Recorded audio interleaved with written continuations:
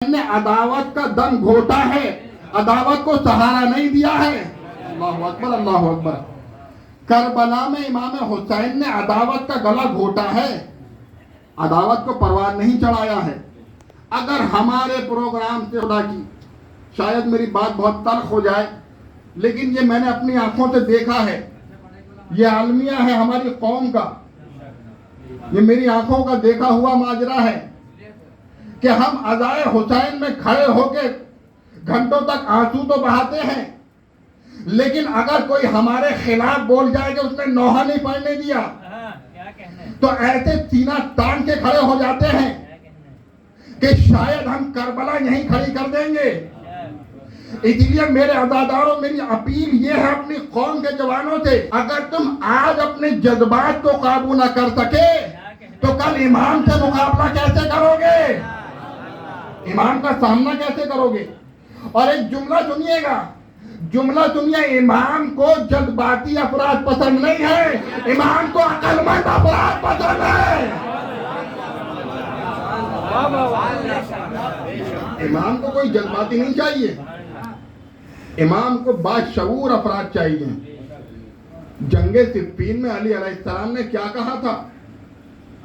یہی تو کہا تھا جب ذرا سی بات پہ جذباتی ہو رہے تھے اور اپنے آپ کو علی کو اکیلا چھوڑ کے جا رہے تھے، تو علی نے کیا کہا تھا کہ مجھے تعجب ہوتا ہے تم لوگوں کے اوپر کہ تم سب کے سب حق پہ، مگر پھر بھی اختلاف تم میں اتنا ہے، اور ہمارا دشمن باطل پہ ہے مگر وہ متحد ہے۔ تو میں بھی اپنی قوم کے جوانوں سے یہ کہنا چاہتا ہوں، کبھی کسی باہر کے آدمی کی باتوں میں نہ آنا، کبھی کسی کے بہکائے میں نہ آنا، کبھی کسی کی باتوں میں نہ آنا کہ فلاں نے فلاں وقت تمہیں نوحہ پڑھنے نہیں دیا، اب تم اس کو پڑھنے مت دینا، فلاں نے تمہیں تبرک نہیں دیا تو تمہاری توہین کی تھی تو تم بھی اس کی توہین کرنا۔ قسم خدا کی، اگر یہ جذبہ ہمارے اندر پیدا ہونے لگا تو اس کا مطلب یہ ہے کہ ہم یزید کے لشکر میں شامل ہو رہے ہیں، حسین کے لشکر میں شامل نہیں ہیں۔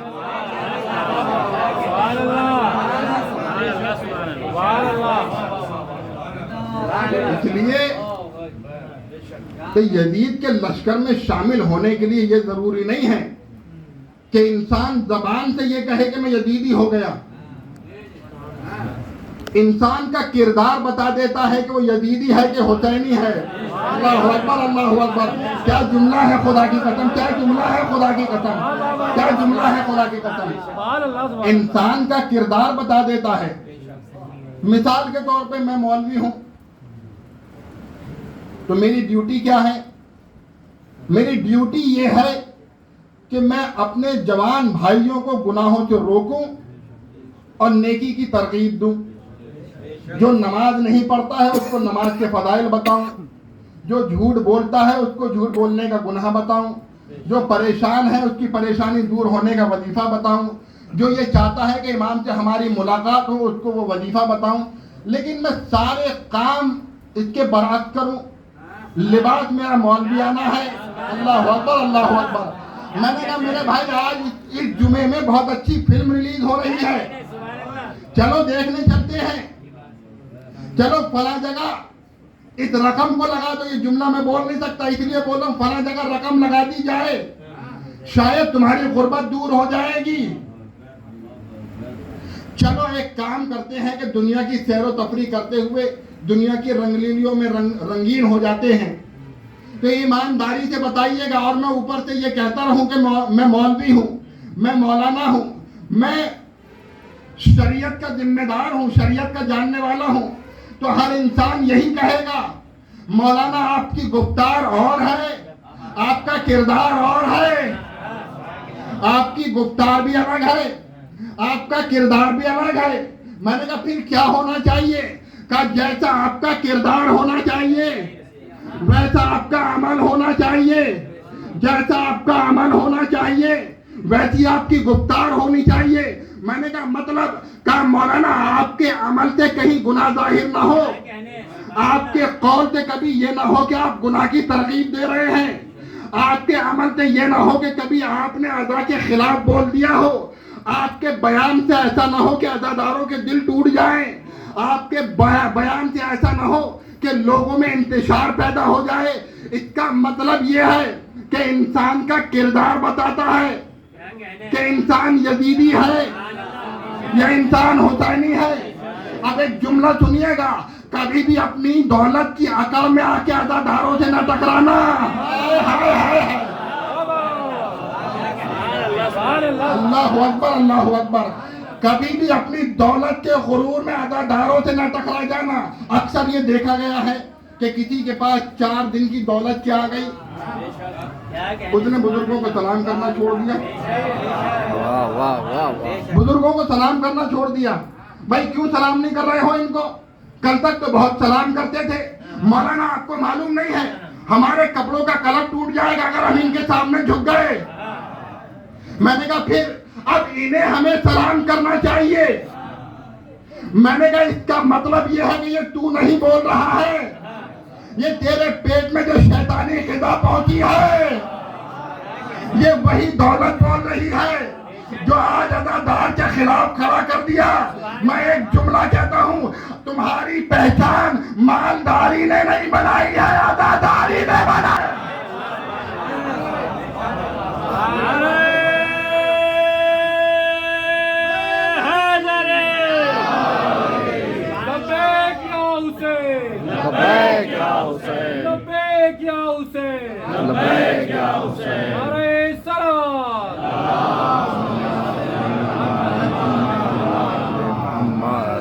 تمہاری پہچان مالداری نے نہیں بنائی ہے، عزاداری نے بنائی ہے، عزاداری نے بنائی ہے، عزاداری نے بنائی ہے۔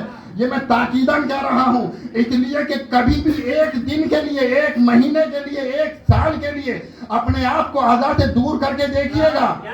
اللہ اکبر، اللہ اکبر۔ اپنے آپ کو عزا کر کے دیکھیے گا، پھر دیکھیے کتنے لعن آپ کے اوپر پڑتے ہیں، کتنے تانے آپ کے اوپر پڑتے ہیں، کتنی لعنتیں آپ کے اوپر پڑتی ہیں۔ اس کا مطلب یہ ہے کہ جو دنیا کی لعنتوں سے بچا لے اسے فرش حسین کہتے ہیں۔ اب اگر میری آواز باہر جا رہی ہے تو یہ جملہ ان لوگوں کے لیے ہے کہ جو گلیوں میں کھڑے ہو کے مجلس سنتے ہیں، فرش اعلیٰ پہ آنا ہی نہیں چاہتے۔ اگر باہر آواز جا رہی ہے تو پہنچے، اور ضرور پہنچے، اس لیے کہ یہ فرش اعلیٰ عام نشست نہیں ہے جہاں ہر کوئی آ جائے۔ اللہ اکبر، اللہ اکبر، اللہ اکبر، اللہ اکبر۔ یہ فرش اعلیٰ عام نشست نہیں ہے جہاں ہر کوئی آ جائے۔ مولانا عام نشست کیوں نہیں ہے؟ میں نے کہا عام نشست تب ہوتی جب یہاں خالی زمین والے ہوتے۔ اللہ اکبر، اللہ اکبر۔ عام نشست تب ہوتی جب یہاں پہ خالی زمین والے ہوتے۔ یہاں خالی زمین والے نہیں ہوتے، آسمان والے بھی یہاں آتے ہیں۔ ابھی اپنے اپنے مقدر کی بات ہے، اپنے اپنے نصیب کی بات ہے۔ کون گلیوں میں کھڑے ہو کے مجلس سننا چاہتا ہے؟ کون فاطمہ کے پہلو میں بیٹھ کے سننا چاہتا ہے؟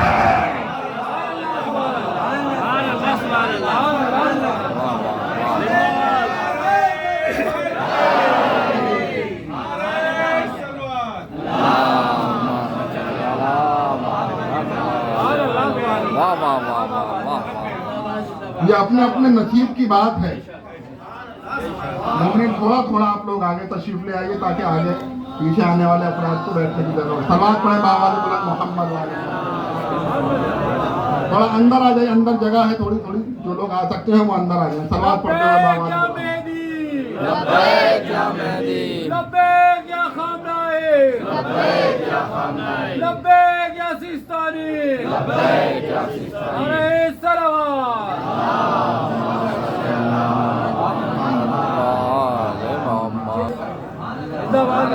یہ اپنے اپنے مقدر کی بات ہے۔ یا تو آپ اس روایت سے انکار کر دیجئے کہ فاطمہ فرش اعلیٰ پہ آتی ہی نہیں ہے، کوئی انکار نہیں کر سکتا، اس لیے کہ جو انکار کرے گا وہ اسلام سے نکل سکتا ہے، عزادار نہیں رہ سکتا۔ تو ابھی اپنے اپنے مقدر کی بات ہے کہ کون فاطمہ کے پہلو میں بیٹھ کے مجلس سننا چاہتا ہے۔ اور کون گلیوں میں کھڑے ہو کے مجلس سننا چاہتا ہے؟ اس لیے کہ بی بی اور آئمہ اور معصومین اور فرشتے گلیوں میں کھڑے ہونے کے لیے نہیں آتے ہیں، فرش عزا پہ بیٹھنے کے لیے آتے ہیں.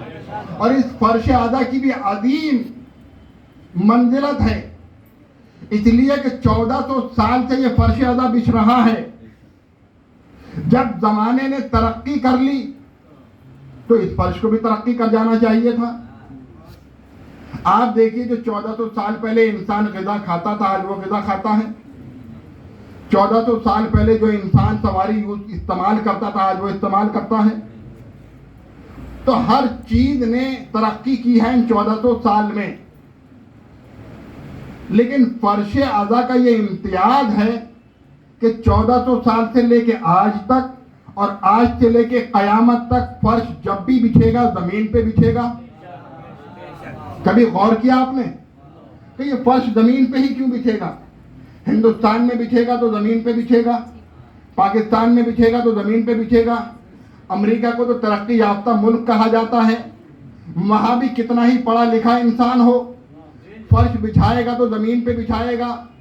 جتنے بھی افراد ہیں سارے کے سارے زمین پہ آ کے بیٹھتے ہیں، چاہے وہ ماسٹر ہو یا انجینئر ہو یا ڈاکٹر ہو یا وکیل ہو یا جج ہو، جو بھی بڑے سے بڑا منصبدار ہے وہ فاطمہ کے فرش پہ زمین پہ آ کے بیٹھتا ہے، اور زمین پہ آ کے اکڑ کے ایسے بیٹھتا ہے، اتنے سکون سے اپنے گھر کے صوفے پہ نہیں بیٹھتا.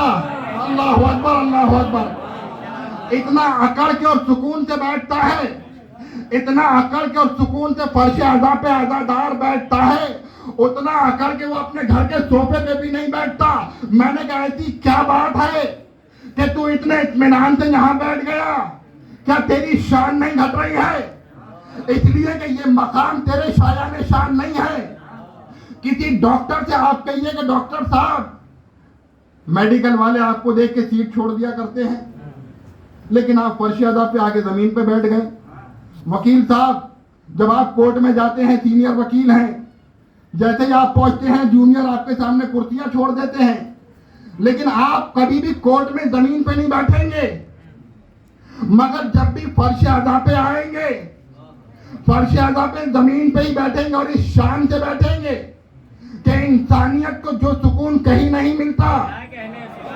میں نے کہا ایسی کیا بات ہے کہ تم اتنے سکون اور اطمینان سے فرش عزا پہ بیٹھے ہو؟ کہا مولانا آپ کو معلوم نہیں ہے، انسانیت کو جو سکون محلوں میں نہیں ملتا ہے وہ حسین کے فرش پہ ملتا ہے. انسانیت کو جو سکون محلوں میں نہیں ملتا ہے وہ سکون فرش عزا حسین پہ ملتا ہے. تو کیا وجہ ہے کہ یہ فرش جب بھی بچھے گا زمین پہ بچھے گا؟ اس دفعہ یہ اعلان کیا جائے یا آئندہ سال یہ اعلان کیا جائے یا کل سے یہ انتظام کیا جائے کہ کل کی ساری انعام اللہ کی مجلسیں جتنے بھی گلی میں کھڑے ہونے والے افراد ہیں شاید ان کے اسٹیٹس کے حساب سے کسی ہوٹل میں رکھی جائیں گی اور وہاں عالی شان کرسی رکھی جائیں گی، سب لوگ وہاں پہ آ کے بیٹھیں. کہا مولانا ایسا ہو ہی نہیں سکتا. میں نے کہا کیوں نہیں ہو سکتا؟ کہا مولانا ایسا اس لیے نہیں ہو سکتا کہ یہ روز اول جناب زینب نے فرش عزا کو اتنی اونچائی پہ بچھا دیا تھا. ہائے ہائے ہائے ہائے. روز اول جناب زینب نے فرش عزا کو اتنی اونچائی پہ بچھا دیا تھا کہ اب دنیا میں اس سے اونچی کوئی جگہ ہے ہی نہیں. میں نے کہا دلیل کیا ہے کہ دنیا میں اس سے اونچی کوئی جگہ نہیں ہے؟ کہا مولانا اگر اس سے کوئی اونچی جگہ ہوتی تو آسمان والے وہاں جاتے جانا دے. اختلاف پڑے محمد والے محمد.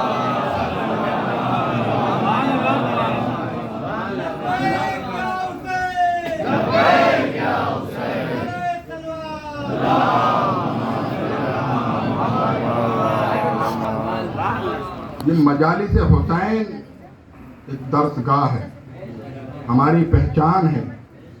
امام حسین کے لیے رسول خدا نے کہا ہے ان الحسین مصباح الہدی و سفینۃ النجات. تو کہاں ہے وہ سفینہ نجات؟ کبھی تلاش کیا آپ نے؟ کبھی غور کیا کہ سفینہ نجات کہاں ہے؟ کس کشتی میں ہمیں سوار ہونا ہے جس سے ہمیں نجات مل جائے؟ انہی مجالس کو سفینہ نجات کہا گیا ہے۔ جو ان مجلسوں میں اندر آ کے بیٹھ جائے، ہائے ہائے ہائے ہائے، اللہ اکبر اللہ اکبر، جو ان مجلسوں میں کشتی میں اندر آ کے بیٹھ جائے، نجات اسی کو ملے گی۔ یہ کشتی ویسے ہی چل رہی ہے جیسے نوح کی کشتی چل رہی تھی۔ آج ہم کہتے ہیں بھائی اندر آ جاؤ، اندر آ جاؤ، تو وہ یہ کہتے ہیں ہمیں باہر آواز آ رہی ہے۔ کل نوح نے بھی یہی کہا تھا، میرے لال کشتی میں آ جا۔ ہائے ہائے ہائے ہائے، اللہ اکبر اللہ اکبر۔ کل نوح نے بھی یہی کہا تھا کہ میرے لال کشتی میں آ جا، میرے لال کشتی میں آ جا، لیکن نوح کے بیٹے نے کیا کہا؟ بابا میں یہیں صحیح ہوں، یہاں محفوظ رہ جاؤں گا۔ تو اب جو کشتی نجات سے باہر کھڑے ہیں وہ ہلاکت میں کھڑے ہیں، جو اندر ہے وہ محفوظ بیٹھے ہیں۔ جماعت بولے محمد وآل محمد۔ کیا کہیں، واہ واہ واہ واہ، بالکل تاریخ کو تاریخ سے ملائیے آپ۔ یہ تاریخ میں جو پس منظر واقعات ہوتے ہیں اس لیے نہیں ہوتے کہ انسان سنے اور نکل جائے، بلکہ ہر دور کی نصیحت کے لیے ہوتے ہیں۔ نوح اپنے بیٹے کو بلاتے رہ گئے تو کیا ہوا؟ کشتی والے بچ گئے، باہر کھڑا ہوا انسان ڈوب گیا۔ اسی طریقے سے جو بھی عزائے سید الشہداء کی کشتی میں سوار ہو کے بیٹھ گیا ہے وہ انسان محفوظ ہے۔ جو باہر کھڑا ہوا ہے، اب میں ان کا کچھ کرنا ہی نہیں چاہتا، اس لیے کہ حسین تو جنت بانٹنے کے لیے بیٹھے ہیں۔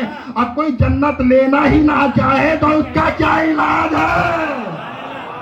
جواب پڑھے محمد وآل محمد، صلی اللہ محمد وآل محمد۔ ہمارے قوم کا بھی یہی حال ہو گیا۔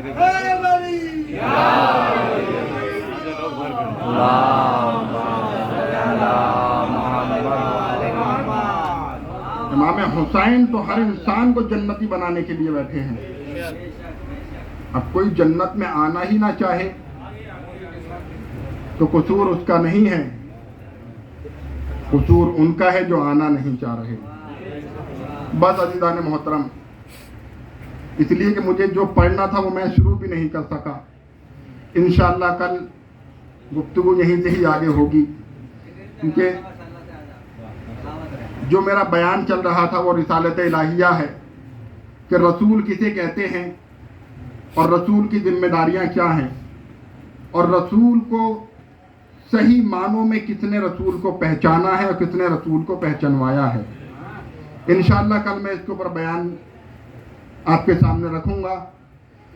اب ہم اور آپ اس جگہ پہ چلتے ہیں کہ جہاں پہ حسین کی 4 سالہ بچی تڑپ رہی ہے۔ 4 سالہ بچی حسین کی سکینہ بے چین ہے، تڑپ رہی ہے کہ بابا تم اپنی سکینہ کو چھوڑ کے کہاں چلے گئے بابا؟ اے میرے بابا، تمہیں تو معلوم ہے سکینہ کو تمہارے بغیر نیند نہیں آتی میرے بابا۔ روایت یہ بتاتی ہے کہ جب امام حسین رخصت ہونے لگے اور ایک ایک کو جناب امام حسین نے نام لے کر سلام کہنا شروع کیا تو بیویوں میں گریہ برپا ہو گیا۔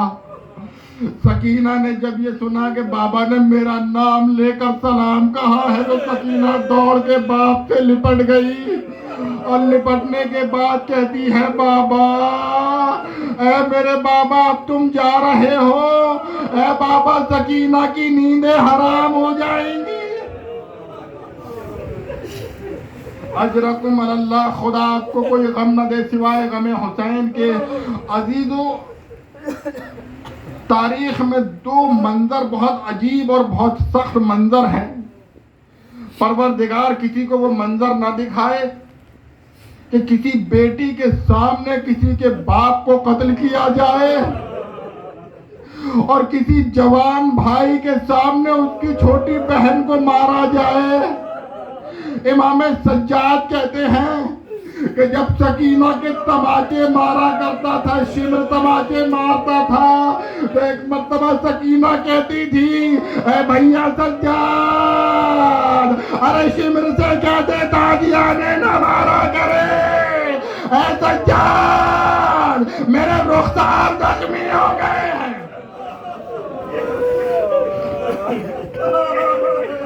اجرکم اللہ، خدا آپ کو کوئی غم نہ دے سوائے غم حسین کے. عزیز و جناب سکینہ کے مصائب مشکل ہی ہے کوئی انسان پڑھ پائے، اس لیے کہ سکینہ کی اتنی عمر نہیں ہے جتنے سکینہ پہ مصائب گزرے ہیں.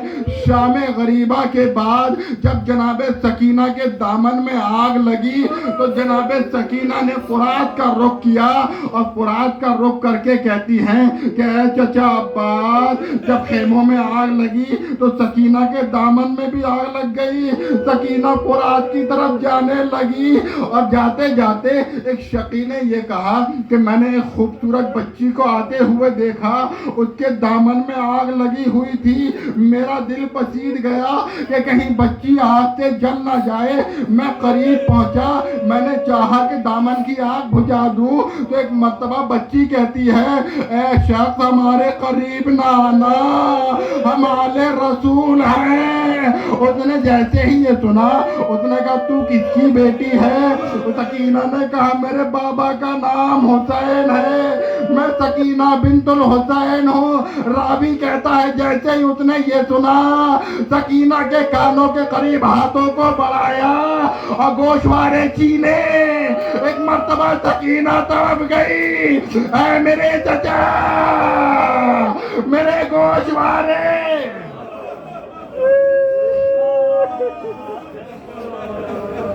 اجرکم اللہ، خدا آپ کو کوئی غم نہ دے سوائے غم حسین. لیکن میں نے سارے مصائب چھوڑ دیے، بس میں شہادت پڑھنا چاہتا ہوں. عزیزو، روایت یہ بتاتی ہے کہ جب جناب سکینہ زندان شام میں آئی ہیں، زندان شام میں آنے کے بعد ایک دن جناب سکینہ امام سجاد کے پاس بیٹھی ہوئی ہیں اور پوچھتی ہیں کہ اے بھیا پیاس کی شدت کیا ہوتی ہے، اے بھیا انسان پہ پیاس کی کتنی کیفیتیں طاری ہوتی ہیں.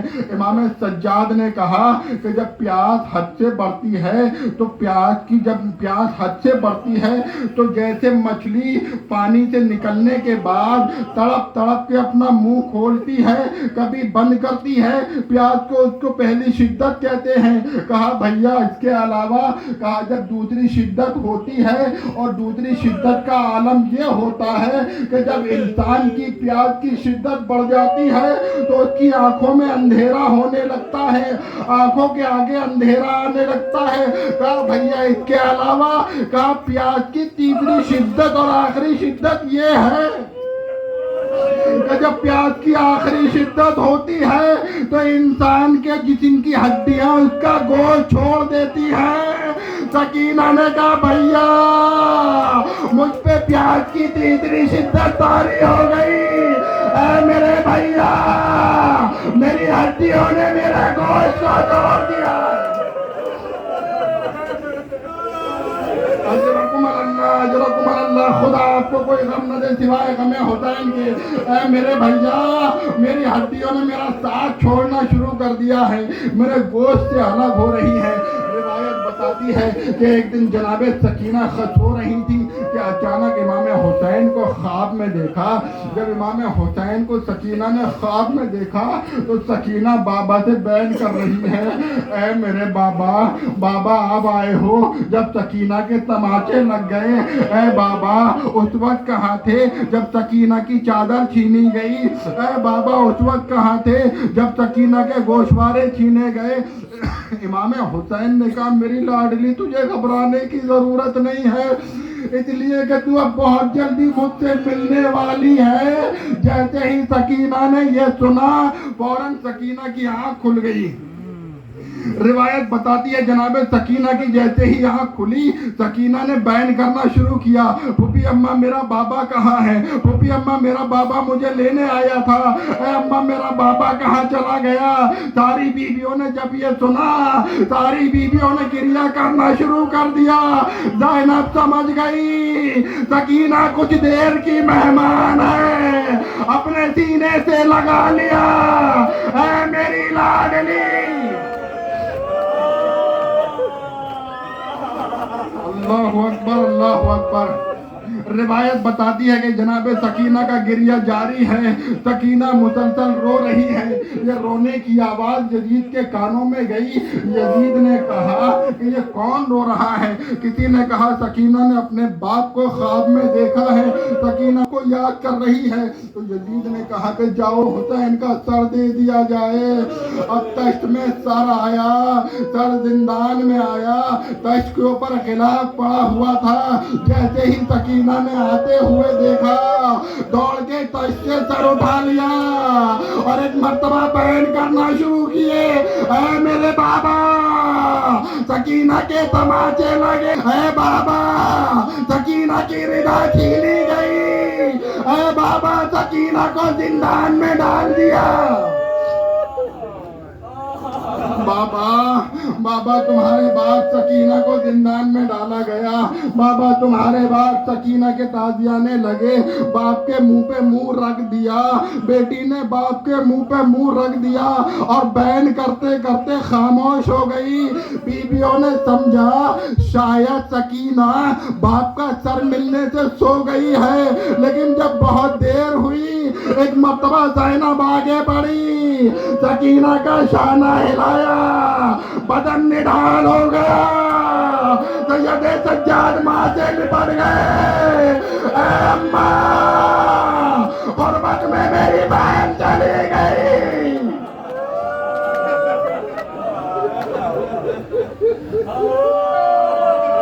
اماں غربت میں میری بہن چلی گئی۔ روایت یہ بتاتی ہے کہ سید سجاد نے سکینہ کو اٹھایا اور قبر کو بنایا گیا، زندان میں جناب سکینہ کی قبر بنائی، اور جب قبر کے قریب لے کے پہنچے اچانک قبر کے پاس جیسے ہی سید سجاد پہنچے دو ہاتھ بلند ہوئے، آواز آئی، اے سجاد ارے میری دکھیاری بیٹی کو میرے حوالے کر دے، میری لاڈلی سکینہ۔ امام سجاد نے باپ کے ہاتھوں میں سکینہ کو دیا۔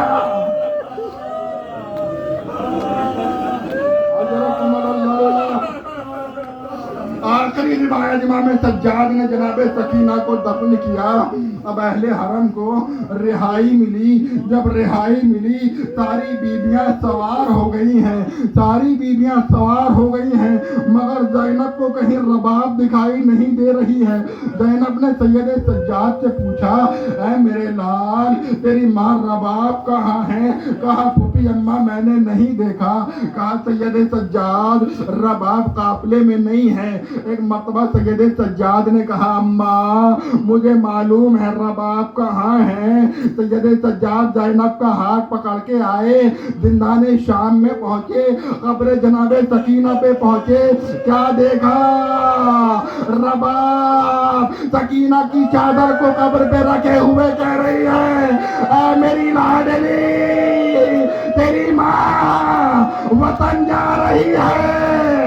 ارے سکینہ تمہیں وطن جانے کی بڑی تمنا تھی، چلو وطن چلو، تمہیں سکینہ کہتے چھوڑ کے ماں زندان میں چلی جائے۔